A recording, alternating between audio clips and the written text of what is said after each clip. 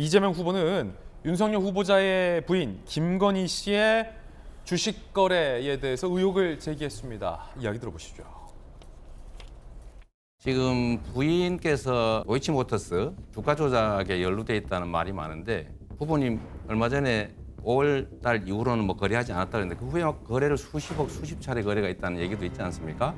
우리 이재명 후보가 연루된 대장동 그 게이트에 비해서 작은 사건임에도 불구하고 훨씬 더 검찰에서 연인원을 더 많이 투입해서 했고 아직까지 뭐 무슨 문제점이 드러난 적은 없습니다. 그리고 제가 2010년 5월까지나 했다고 하는 것은 재작년에 그 유출된 그 첩보에 등장하는 인물과의 거래가 그랬다고 말씀을 드렸고 벌써 제가 경선 당시에도 계좌까지 전부 다 공개를 했습니다. 네, 주식 양도세 다 없애서 주가 부양하겠다는 분이 이렇게 정작 자본시장을 교란하는 중대범죄 의혹에 대해서 떳떳하지 못하면 그거야말로 양도구역 아니겠습니까?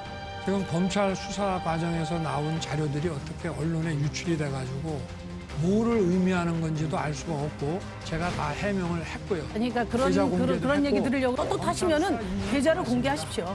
철저하게 받았습니다. 자, 전재수 의원님. 예. 이재명 후보, 심상정 후보가 의혹을 제기하는 부분 어떤 대목이죠? 그러니까 사실은 이제 김건희 씨의 도이치모터스 주가 조작 사건에 대한 이야기인데요. 사실은 주가 조작이라는 범죄가 그 구성이 되려면 세 가지 조건이 있습니다. 네. 첫 번째는 돈을 대는 전주가 있어야 되고요. 두 번째는 내부 정보에 훤하게 내부 정보를 빼낼 수 있는 내부 정보를 훤하게 알 수 있는 사람이 있어야 되고 세 번째는 실제 사고 팔고 매매를 하는 소위 말해서 선수들이 있어야 되거든요. 근데 지금 도이치모터스 주가 조작 사건과 관련해서는 이 세 가지 구성 요소 중에 내부 정보에 훤하게 밝은 권오수 회장이 구속이 되어 있습니다. 그리고 직접 주식을 사고 팔았던 선수들도 전부 구속이 되어 있어요. 그런데 돈을 댔다라고 이야기하는 김건희 씨만 수사도 안 받고 있고 지금 이러고 있는 것이죠.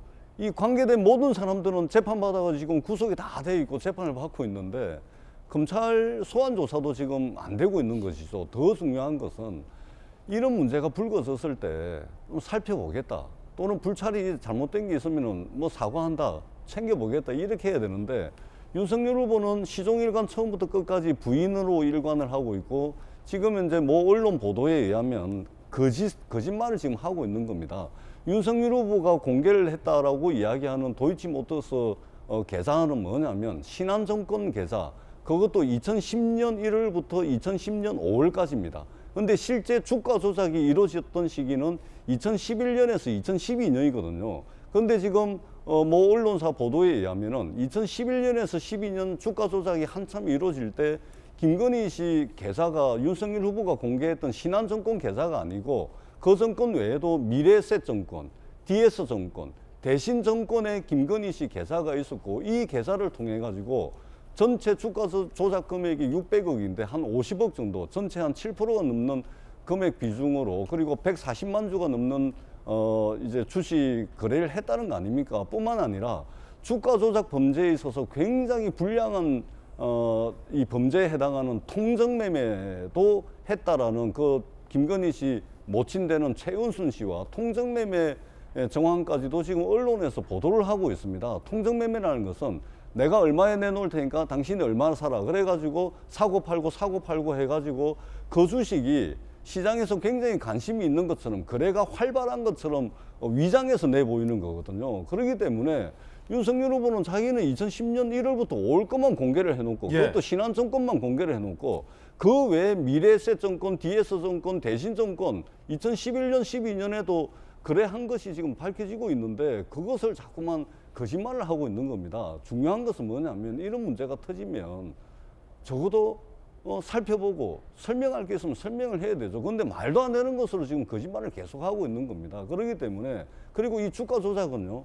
피해자들이 수만 명입니다. 그리고 자본주의 시장 경제 질서를 심각하게 훼손하는 범죄이기 때문에 저런 식으로 자꾸 이야기하고 넘어가는 것은 굉장히 무책임하다 이렇게 생각을 합니다. 김병민 대변인 반론도 네, 들어보겠습니다. 말씀을 좀 길게 하셨기 때문에 저도 좀 시간을 내서 말씀을 드렸으면 좋겠습니다. 김혜경 씨에 대한 지난주 논란이 굉장히 크게 일었고 김혜경 씨가 어설픈 사과를 했던 게 지난주의 일이었죠. 그날에 딱 맞춰서 김혜경 씨 사과가 있던 날 KBS에서 단독 보도를 통해서 이 김건희 대표에 관련된 내용들을 보도하기 시작했는데 특별히 새로운 내용들이 없습니다. 이미 윤석열 후보가 공개했던 그 계좌에 대한 내용들, 이게 바로 지난날 윤석열 후보의 부인 김건희 대표의 주가 조작 의혹이 의심된다고 얘기했던 그 첩보에 나왔던 내용들을 바탕으로 의혹을 제기했던 시기이기 때문에 거기에 대한 내용들을 다 공개를 했던 상황이 지난 경선의 일이었고요. 윤석열 후보가 검찰총장으로 재직하던 과정 중에 얼마나 큰 정치적 외압과 압박을 받았는지는 아마 많은 국민들께서 더 잘 아실 거라고 생각합니다. 한 2년 가까운 시간 동안 김건희 대표를 대상으로 한 굉장히 강도 높은 이 도이치모터스 사건에 대한 수사들이 쭉 진행이 됐던 걸로 알고 있지만 그 기간 동안 충분히 문제가 제기될 수 있는 일이라면 왜 어느 것 하나 밝혀내면서 기소하지 못하게 되는 상황들이 나타났겠습니까?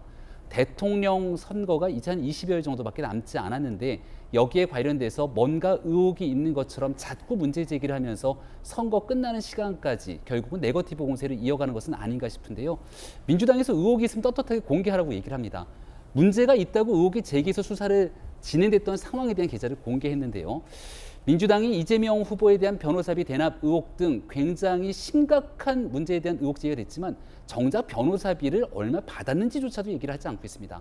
떳떳하고 정말 꼭 필요해서 얘기하게 되겠다고 시작한다면 왜 변호사비를 얼마 받았는지 거기에 대한 통장 내역들 이재명 후보 측은 전혀 아무런 공개조차 하지 않습니까? 많은 대통령 선거에 나오는 후보들 중에서 의혹이 제기된다고 여기에 대한 전체적인 그 기간 동안의 통장 거래 내역까지 공개했던 게 윤석열 후보의 모습임을 저는 기억을 하고 있는데요. 형평성의 측면에서 이재명 후보의 허물들을 좀 바라봤으면 좋겠다는 생각이 들고요.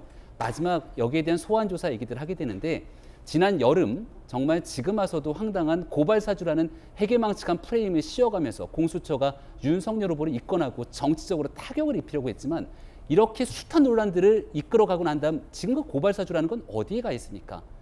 검찰, 공수처 등등이 나서서 뭔가 문제가 있는 것처럼 소환조사하는 방식 하나가 국민 선거를 앞두고 미칠 수 있는 영향들이 굉장히 큰데 여기에 대해서 좀 제발 사정당국이 정치적 중립을 지키기 위한 최소한의 노력들 보여주기를 당부드립니다. 제가 자. 짧게 한 말씀만 좀 드리도록. 시간이 저희가 네, 아주 없어서 짧게, 예. 내일 또 계속 이어서 말씀 아니, 주시면 그러니까 좋을 것 우리 같습니다. 김- 시간을 두 분이 충분히 쓰셔서 아니, 제가 김- 일부러 말씀을 안 끊었는데 그러면 반론 기회를 또 드려야 됩니다. 그럼 저희가 뒤에 준비한 거 10초만 못해서 이야기하도록. 예. 우리 15초 드리겠습니다. 김병민 대변인께서 예. 정치하시는 분인데 그렇게 하시면 안 돼요. 그러니까 이제 고발 사주 끌어들이고 대장동 끌어들이고 김혜경 씨 문제가 터져 나오니까 KBS를 통해서 마치 물타기 하듯이 그렇게 하시면 안 되고요. 그 부분은 그 부분대로 사과할 게 있으면 이야기를 하고 다른 걸 자꾸 끌어들여 가지고 상대방이 주장하는 것도 아무 근거가 없다 이렇게 말씀하시면 안 된다는 말씀을 드리도록 하겠습니다. 제가 이제 반론 15초만 딱 드리겠습니다. 예, 15초씩. 한명숙 모해 위증 교사 사건으로 윤석열 후보 징계를 하게 됐던 중요한 근거처럼 얘기를 하고 얼마나 문제가 있는 것처럼 얘기했습니까? 여기에 대해서 무혐의 처분되고 난 다음 민주당이 그동안 정치 공세했던 거에 대한 일말의 사과라도 있습니까? 선거를 앞두고 있는 과정에서 이런 방식으로 근거 없는 네거티브 이재명 후보가 했던 네거티브 중단 선언과 전혀 맞지 않는 내용들 언제까지 하실 겁니까? 자, 알겠습니다. 일단 두 분 의견 여기까지 듣겠고요. 이 대선이 얼마 안 나오니까 확실히 분위기가 좀 뜨거워지는 것 같습니다.